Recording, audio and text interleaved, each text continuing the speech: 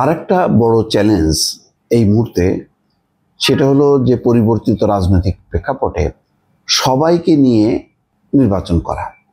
একে তো বিএনপি যতটা খুব দ্রুত গতিতে প্রধান উপদেষ্টার নির্বাচন ঘোষণাকে স্বাগত জানিয়েছে, অন্যদিকে কিন্তু অনেক যদি কিন্তু রেখে কথা বলেছে জামাত ইসলাম এবং এনসিপি।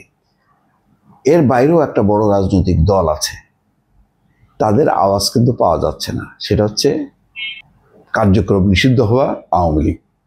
আওয়ামী লীগ দল হিসেবে নিষিদ্ধ হয়নি, তাদের কার্যক্রম নিষিদ্ধ আছে বিচার শেষ না হওয়া পর্যন্ত। কিন্তু বিচার কি এর মধ্যে শেষ হবে? শেষ হবে না। সবাই জানে বিচার একটা লম্বা প্রক্রিয়া। তাহলে কার্যক্রম নিষিদ্ধ থাকলে এবং তাদের নিবন্ধন বাতিল হয়েছে, ফলে আওয়ামী লীগ কীভাবে নির্বাচনে অংশ নেবে? আওয়ামী লীগ যদি নির্বাচনে অংশ না নিতে পারে, তাহলে এই নির্বাচন কি প্রশ্নবিদ্ধ হবে না? এটা একটা বড় প্রশ্ন। আওয়ামী লীগ নির্বাচনে অংশ না নিতে পারার দায় কার? সরকারের? ইউনূস সরকার কি সেই দায় নেবে? বিএনপি নেবে? বিএনপির কিন্তু একটা বলতে পারেন ক্ষমতায় না থাকলেও কিন্তু একটা বড় দায় আছে যে বিএনপি একা একা নির্বাচন করছে। আওয়ামী লীগ অতীতে একা একা নির্বাচন করে এই পুরো বদনাম বা দায়টা কিন্তু তারা নিজের কাঁধে নিয়েছে।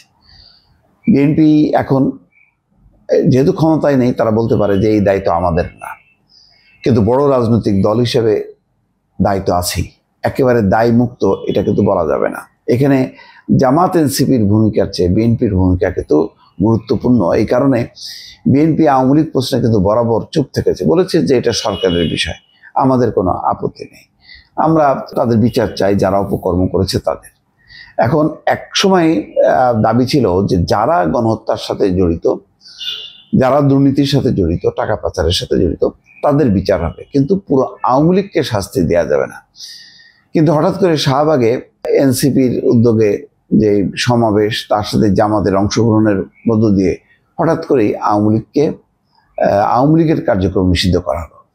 তারপরেও ডক্টর মোহাম্মদ ইউনূস আন্তর্জাতিক অঙ্গনে যখন গেছে, তখন এই প্রশ্নের মুখোমুখি হয়েছে বারবার।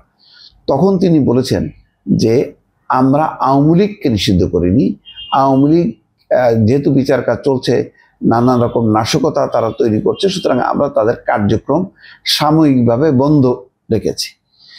এটার কিন্তু ধরি মাছ না ছুঁই টাইপের এক ধরনের উত্তর।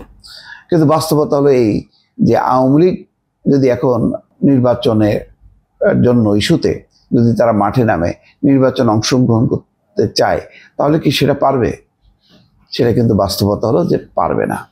তাহলে এই অবস্থায় যদি একটা নির্বাচন হয়, তাহলে আন্তর্জাতিক অঙ্গনে সরকার কি জবাব দেবে? বিশেষ করে ডক্টর মোহাম্মদ ইউনূসের দিকে চোখ অনেক বেশি পশ্চিমাদের অত্যন্ত প্রিয় পাত্র হচ্ছেন ডক্টর মোহাম্মদ ইউনূস। তিনি কি উত্তর দেবেন? তিনি কি এই উত্তর সামাল দিতে পারবেন যে অতীতে শেখ হাসিনা ক্ষমতায় থাকার জন্য একতরফা নির্বাচন করেছে? কিন্তু আপনি তো ইন্টারিম সরকারের প্রধান, আপনার কাছে প্রত্যাশা ছিল যে গণতান্ত্রিক, সাংবিধানিক বা মানবাধিকার প্রশ্নে আপনি খুবই সোচ্চার থাকবেন এবং কেউই রাজনৈতিক অধিকার, ভোটের অধিকার থেকে বঞ্চিত হবে না। তো সেইটা আপনি এনশিওর করলেন না কেন? এই জবাব কি দেবেন ডক্টর মোহাম্মদ ইউনূস? এই প্রশ্নগুলো কিন্তু এখনো তোলপাড় হচ্ছে। ফলে আওয়ামী লীগ নির্বাচনে অংশ নেওয়াটা যেমন অসম্ভব, আবার আওয়ামী লীগকে উপেক্ষা করাও একটা কঠিন বাস্তবতা। এটা মানতেই হবে। আওয়ামী লীগের ব্যাপারে অনেকেই বলেন যে তাদের প্রায় 30% ভোট আছে। এই সমর্থকরা তাহলে কি করবে? এই সমর্থকরা যদি ভোট বঞ্চিত হয়, তাহলে নির্বাচন কি আন্তর্জাতিক মহলে গ্রহণযোগ্য হবে?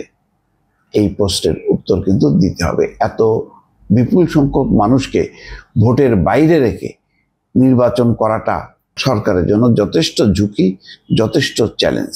দর্শক ভালো থাকবেন। আল্লাহ হাফেজ।